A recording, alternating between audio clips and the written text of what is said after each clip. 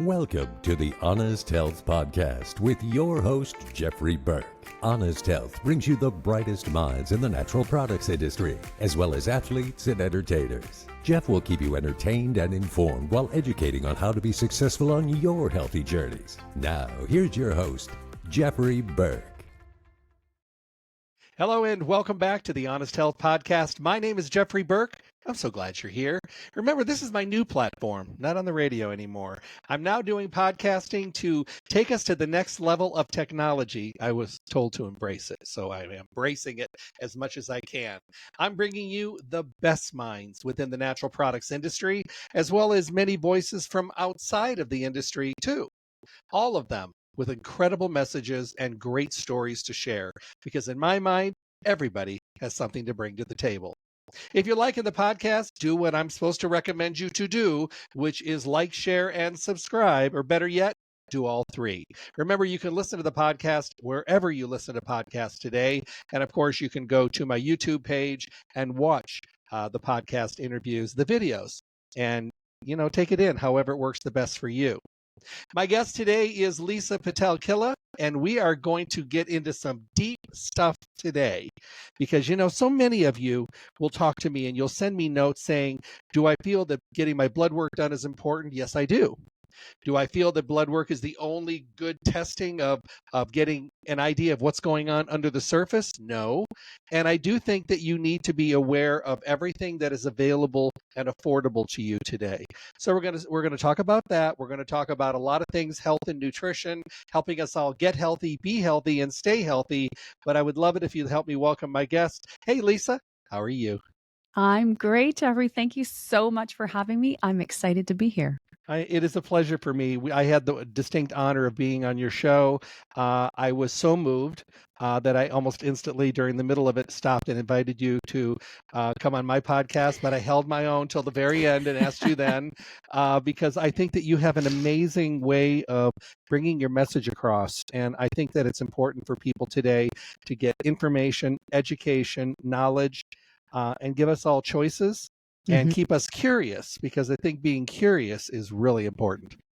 Absolutely. And that curiosity sometimes can get lost in the mess of Google, right? Yeah, There's so much information out there that we come across in health and wellness, in all different types of industries and scenarios. And I think that can be super confusing. And it's almost like people get into a bit of freeze mode, right?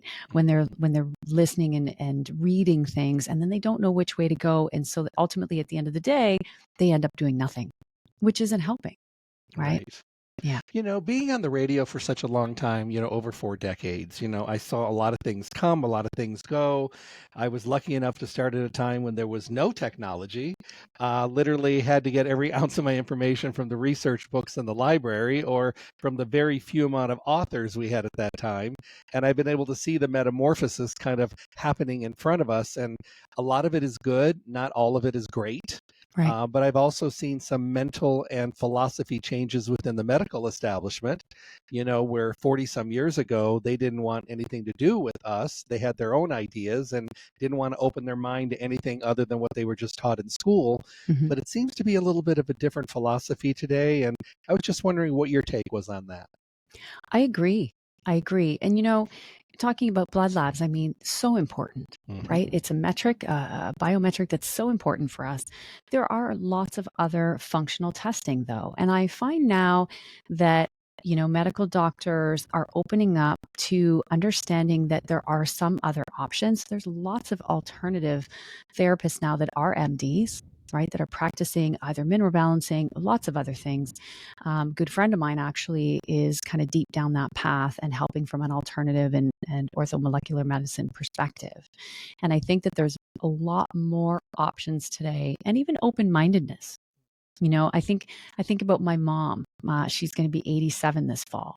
And she's been mineral balancing. I've had her on all the things for, a decade. And I have, communications with her doctor and things like that. And he may not always see eye to eye on what I'm trying to bring to the table, but he respects it and says, okay, if this is something that then we'll go forward. Right. So there's lots of advancement, I think, in really kind of opening up that mindset mindset and realizing that there are options in many different aspects.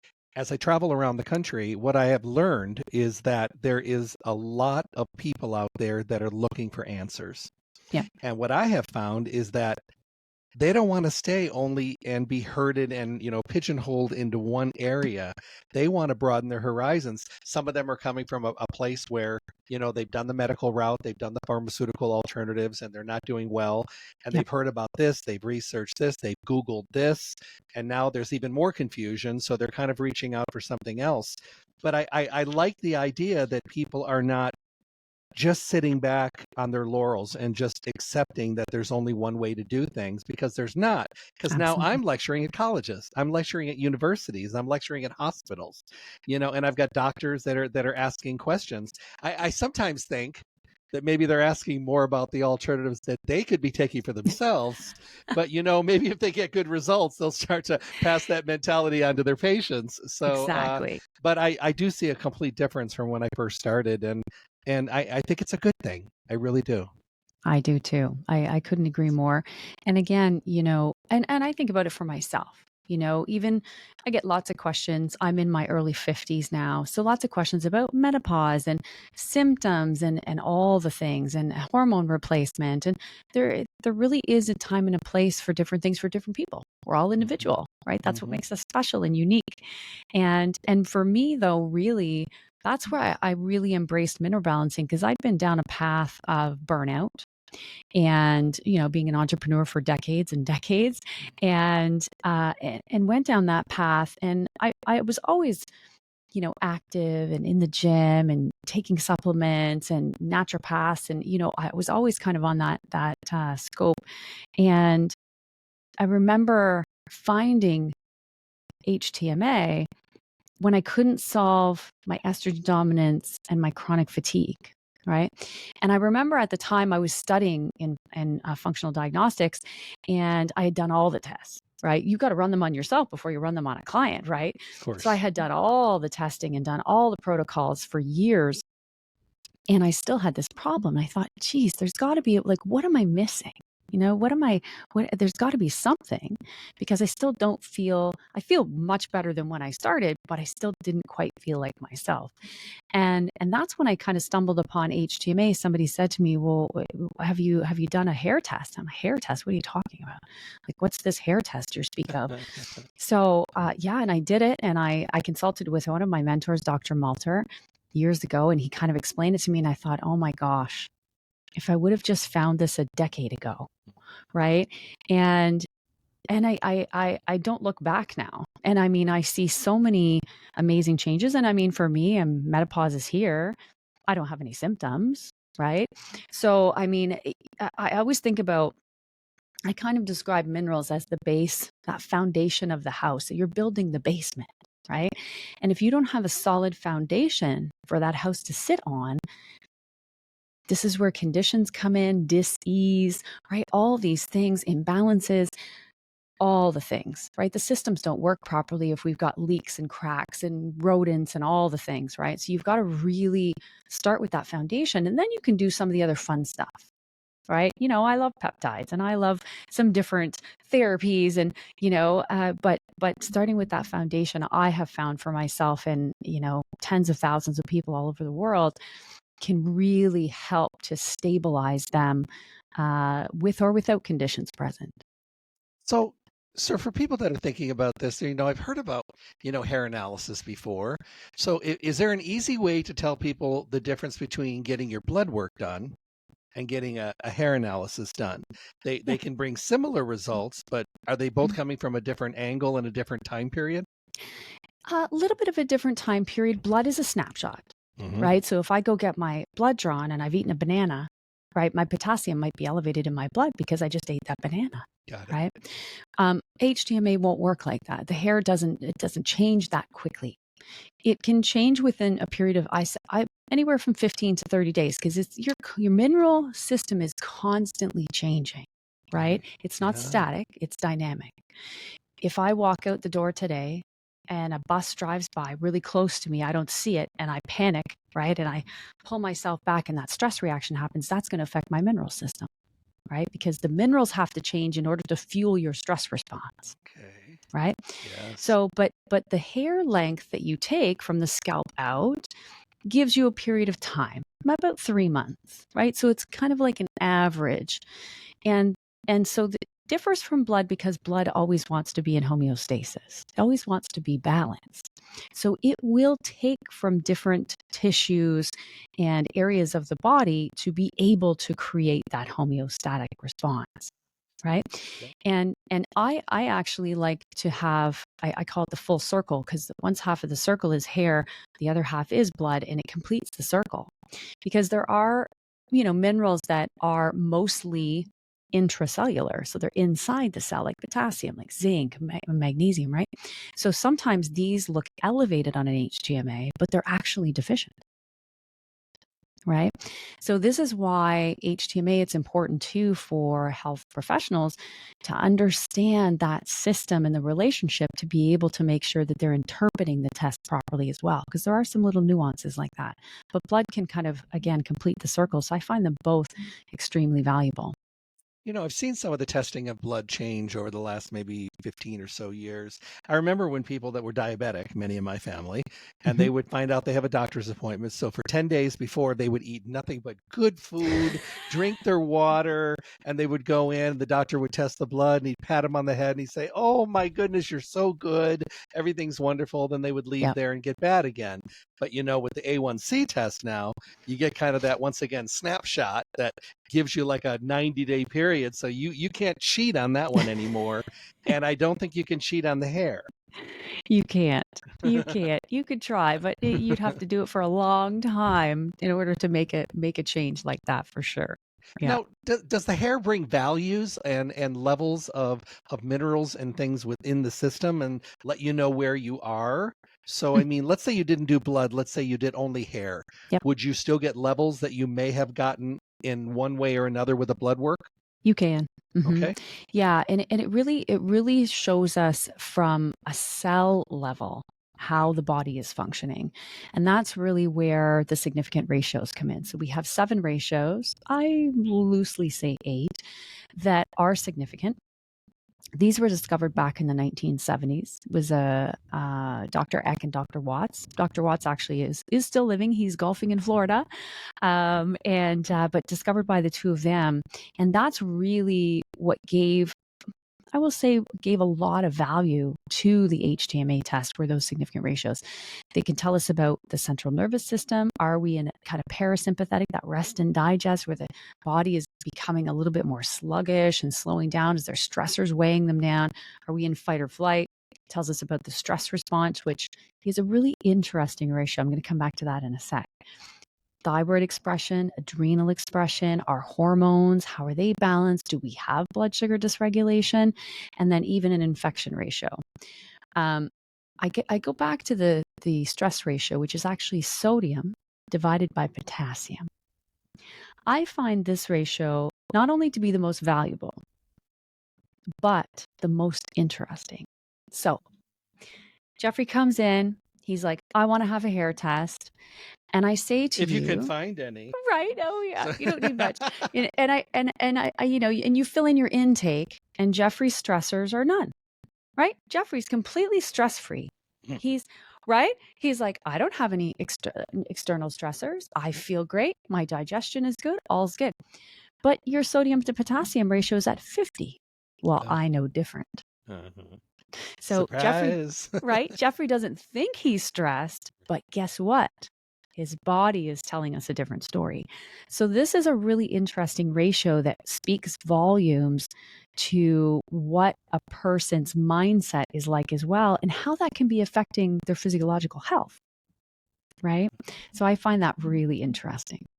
Well, once again, we live in the world of denial.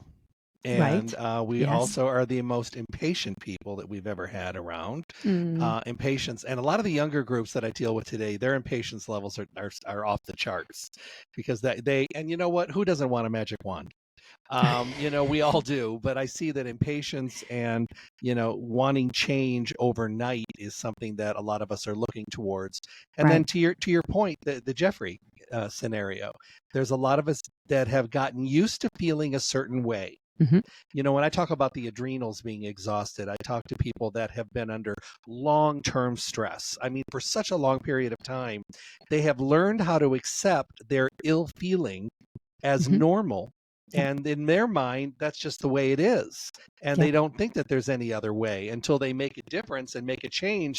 And all of a sudden they're taken back and they're like, wow, I can feel good if I just do some of the right things. But a lot of Absolutely. us are walking around, you know, blindly, thinking that everything is good. You know, we make it through our Monday to Friday. We get out of work on Friday. We take all day Saturday to mentally put ourselves back together. And then Sunday, we do whatever we do, and then we start all over. But Mhm. every week, when we make it to the end of the week, we're happy. And that seems to be the goal rather Right. than quality and, you know, the integrity of our life that we should be living, because we don't know how to realize good health because we haven't had it, and we don't know how to feel good anymore because it's been a while, and we have to get out of the acceptance level and pull ourselves off the back burner and start prioritizing things. And maybe if we had something telling us where we were at this point, maybe there's a little shock value there that might get us going in the right direction. Well, you'd be surprised. It's interesting. You know, I have there's many examples, but I'm thinking of one in particular. And uh, again, people not a lot of symptoms they've gotten used to, right? A couple of the common symptoms, and I'll go back to their HTMA, but a couple of the common symptoms, you have conversations with people, with clients. I mentor practitioners, so I hear about their client issues and things like that.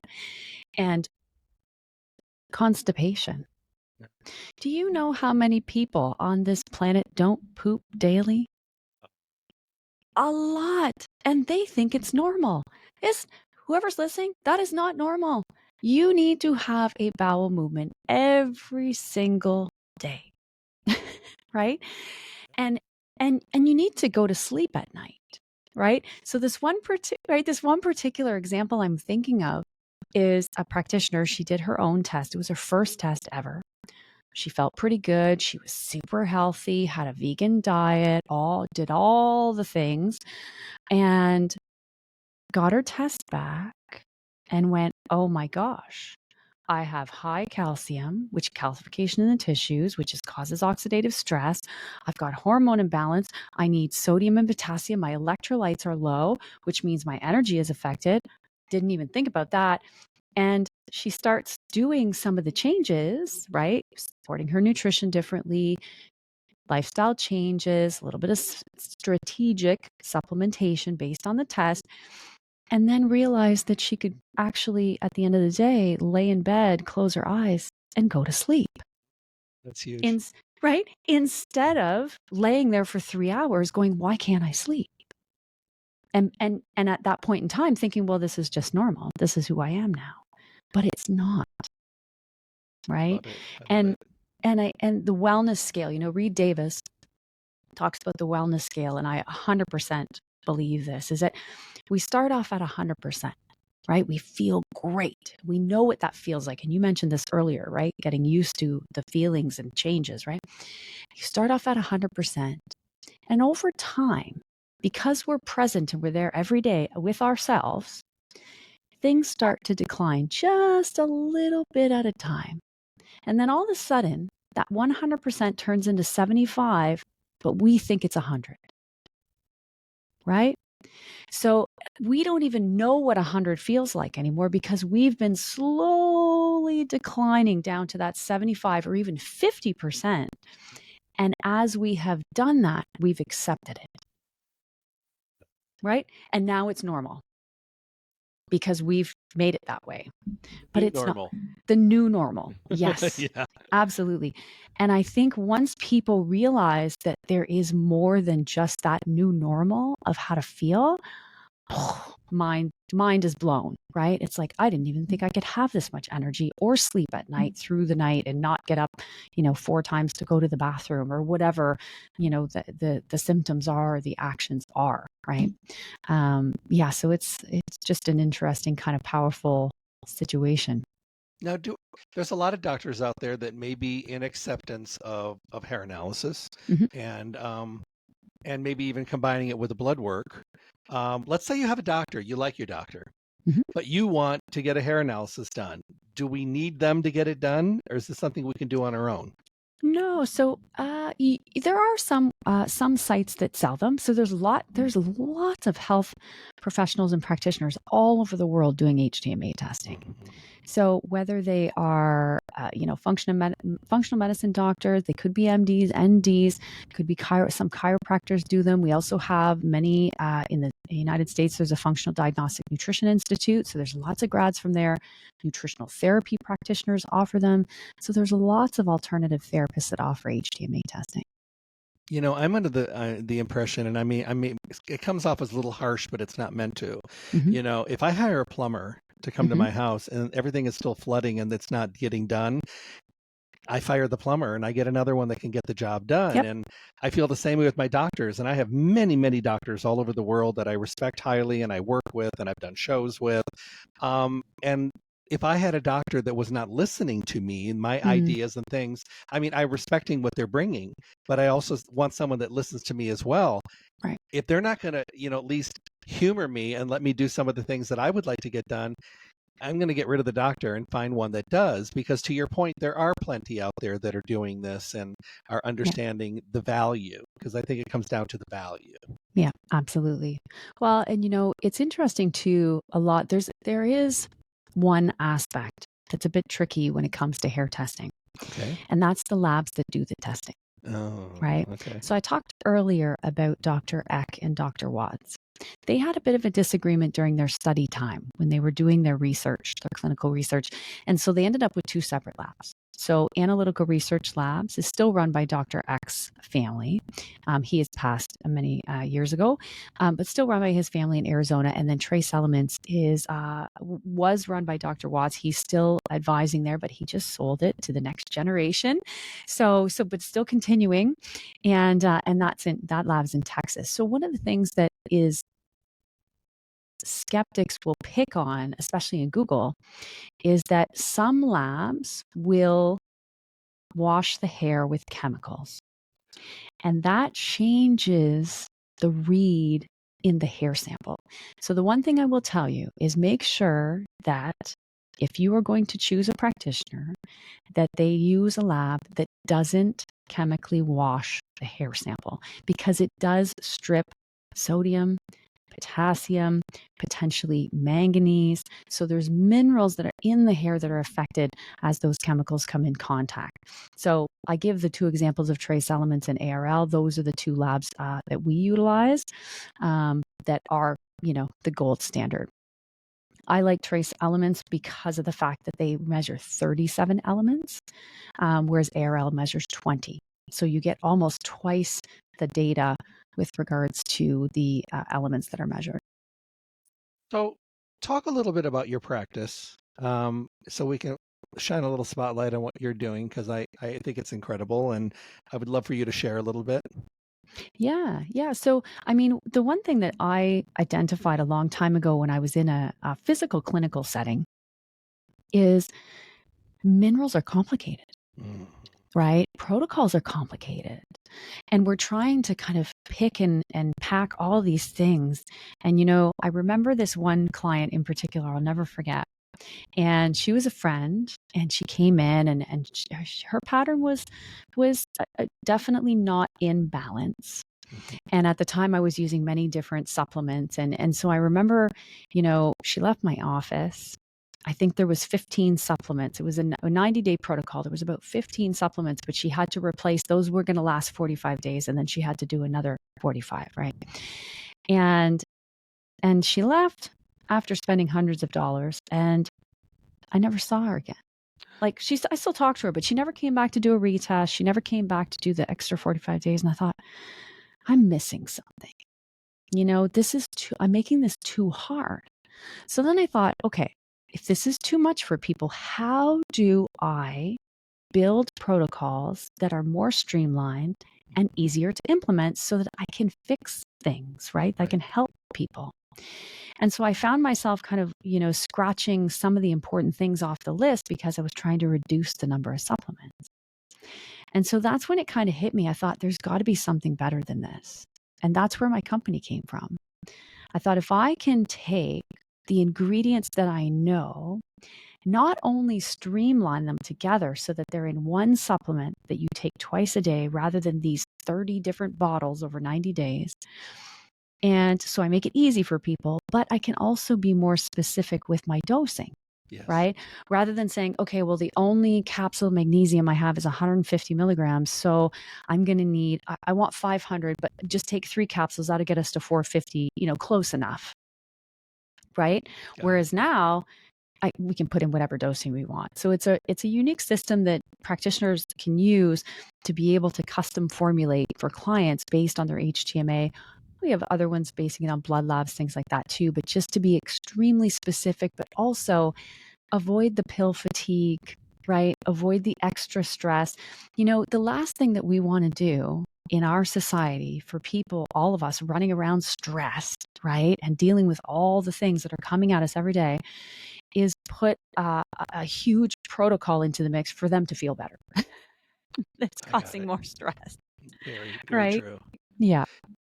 I love that, because, what happens is every day in an office somewhere, somebody comes in and they're looking fantastic. And everybody's like, oh my God, what are you doing? Well, I'm doing this, and this, and I'm eating this, and this, and I'm doing this. And everybody starts doing exactly what she's doing or he's doing. And a month later, none of them have made any changes and they don't look like the other person is. Yep. And they're like, well, this isn't working.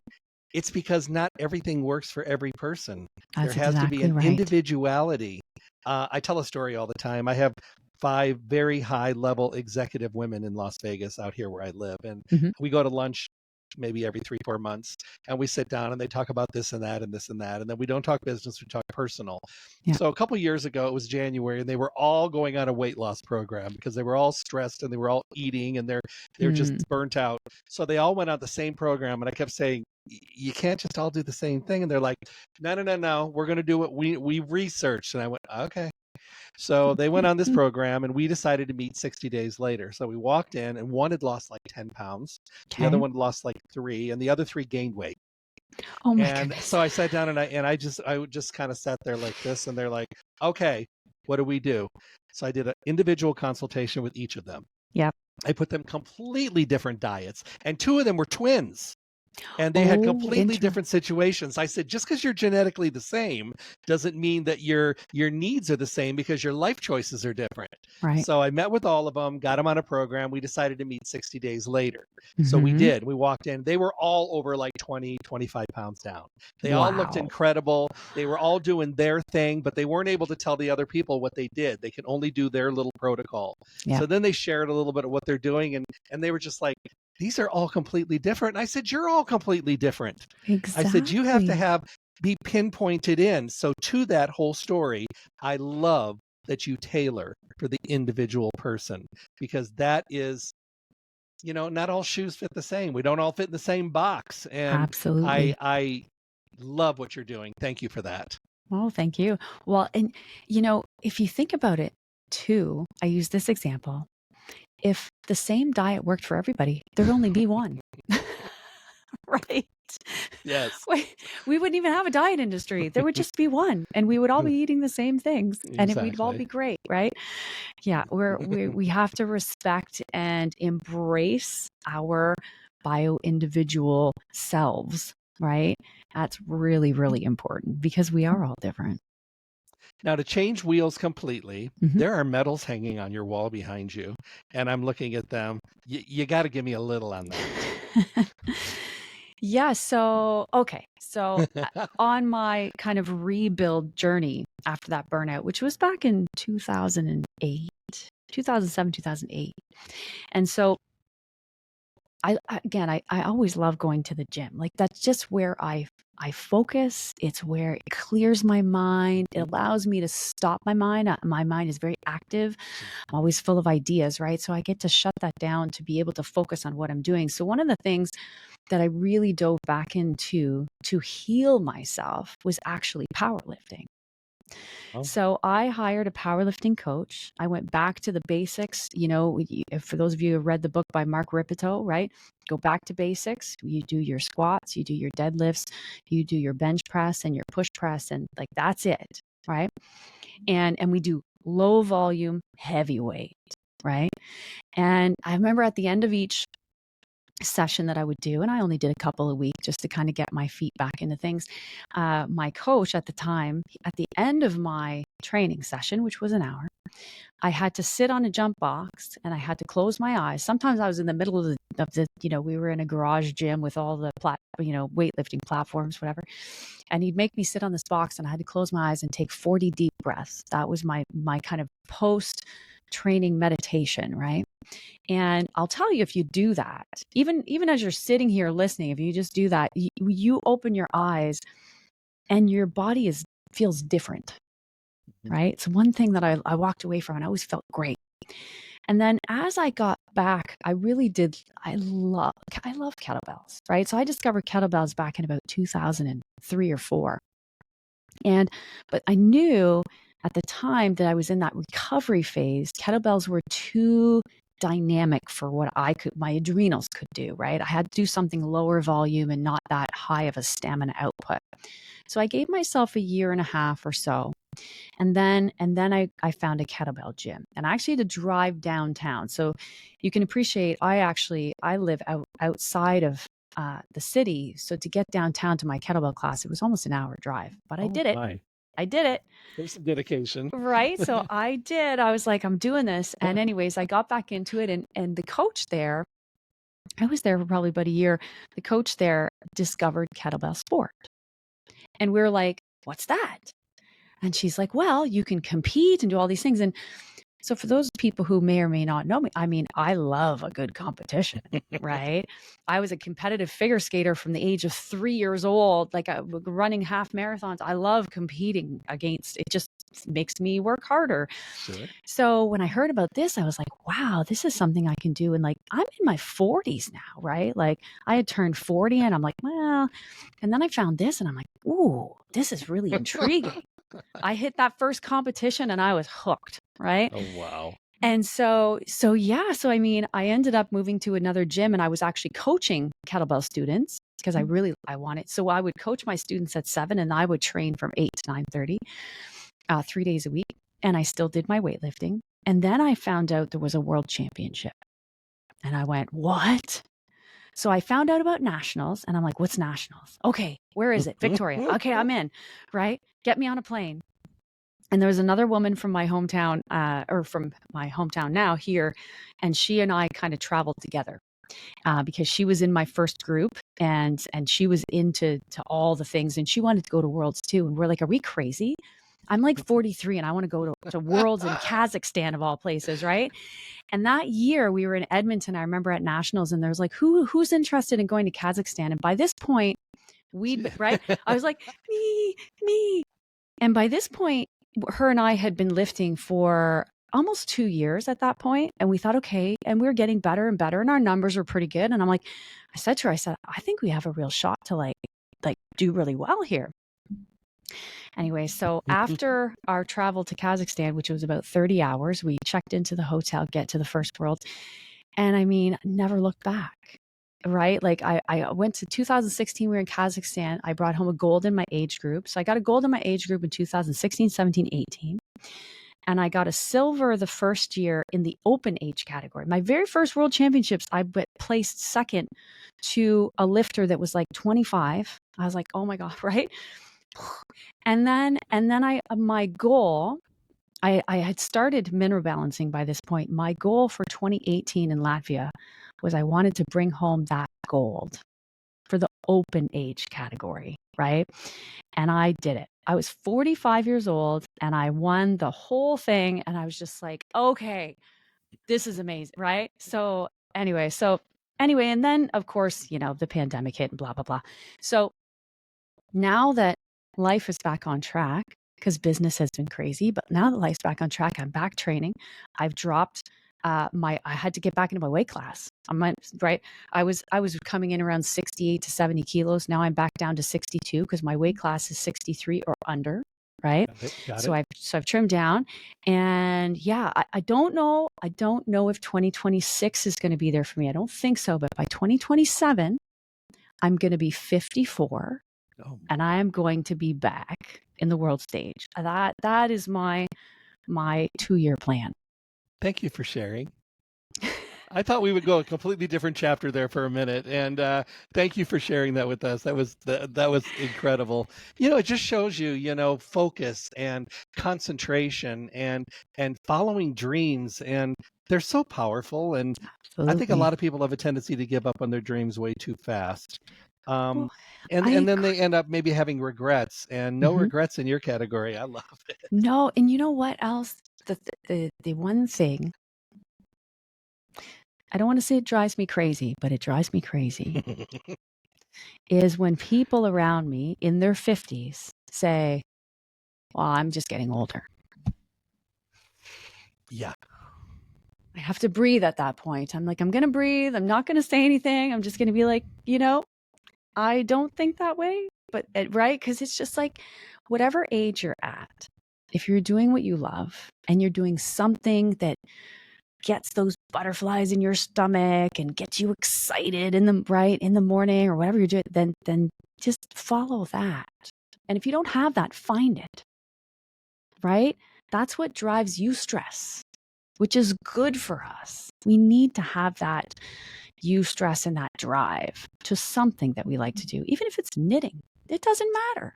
Right? No. It doesn't matter what it is. It can be something as simple as hiking in the woods. If that gives you that feeling of happiness and grounding and completion, then that's exactly what you should be doing. Well, and I feel that as well. I've been in my industry a very long time, and after ending my radio show after 42 years and like 20,000 shows, Oh my gosh. and I decided last year when I turned 65 Mm-hmm. that I was going to accept a position with Kokora. And as a director of education, I ended the radio show. I was going through massive microphone withdrawal. And I said, Mm-hmm. no. So I decided to do a podcast. And all the people in my age bracket, of which I don't act my age, never have, never will, they're all retired. Mm-hmm. Many of them dropping like flies. They've given up their purpose, and they're looking at me like I'm nuts. And I'm like, I am not ready Yep. to lay down and push up daisies. I have too much more to do. And I think when Absolutely. you have a passion, and to yourself as well, it drives us. But I also think it works on our longevity. It works on our mental aptitude. It works on our Mhm. cognitive focus. And I think that our passion just keeps our system so much stronger and working more effectively. So I I couldn't agree really more. appreciate you sharing with us. And before I forget, talk about your podcast. How do people find you, and what's Mhm. the premise of your podcast if you had to put it all in a bucket? Yeah. So, I mean, I started the Human Optimization podcast back in 2016, if you can believe that. Wow. And, I really did it to talk to people that I admired and knew more than I did. Yeah. That was it. Right? At the time, Ksenia, who is oh my gosh, she is one of the best kettlebell lifters in the world ever. And I interviewed her. She had a translator because she speaks Russian, right? But Valery Fedorenkov, like all of the some of the greats that I really those are the ones you go way back in the database and you'll find those ones. But for me, it was bringing experts to the table, like yourself, for example, in the field of what's going on in health and wellness so that we can optimize our human, us, right? What are the things out there right now? And again, I'm just like you, I'm pretty particular with my guests, right? I want to make sure that they are the best of the best and what they're bringing to the table brings it. I would say if we can bring one aha moment to a listener or somebody watching, then that is the reason that I do that podcast, right? Because there's, like we said earlier, there's so many alternative health options now, right? There are so many things. And if we can bring a little bit of clarity to the people following our podcast, then we've done our job. Now, how do Yeah. people find you, your platforms? Yeah, so they can just look up by my name, Lisa Pitel-Killah. A little hard to spell. So they can also go to humanoptimization podcast.com or Human Optimization Podcast on Instagram as well. That's the handle. Yeah. I love it. So before we go today, and thank you so much. This has been so much fun. I haven't laughed this hard in a while. Leave us with a thought of the day. Doesn't matter what you do on a daily basis, whether you're retired, whether you are working, whether you're running after children, treat your body like the temple that it is. Ooh, I'm stealing that. I really I like that. Usually I tell people don't treat your body like a bouncy house. But I like yours much better. Thank you. I hope you guys love this today because I'm having a ball. Speaking today with Lisa Pitel-Killah. This is amazing. Remember, look for her podcast. And if you really like what we're doing here, this is the hard part for me after so many years. Make sure you like, subscribe, and share all the stuff that you can do. Remember, I'm now on all platforms. And if you want to watch the interviews, make sure you go to my YouTube page and subscribe there as well so we can keep getting the word out. That's what it's all about. It's all about information, education, informing people, and letting people know that they have options and keeping people's curiosity intact. Because when you stop being curious, you die. So always keep being curious. It's important. Lisa, thank you so much for being here today. What an absolute pleasure. I'm so excited about this all week. Oh, thank you. Well, thank you so much, Jeffrey. This was amazing. And thanks for having me. Will you come back and see me again? Absolutely. Fantastic. Everybody have a fantastic day. Do something great just for you. Be well, and God bless.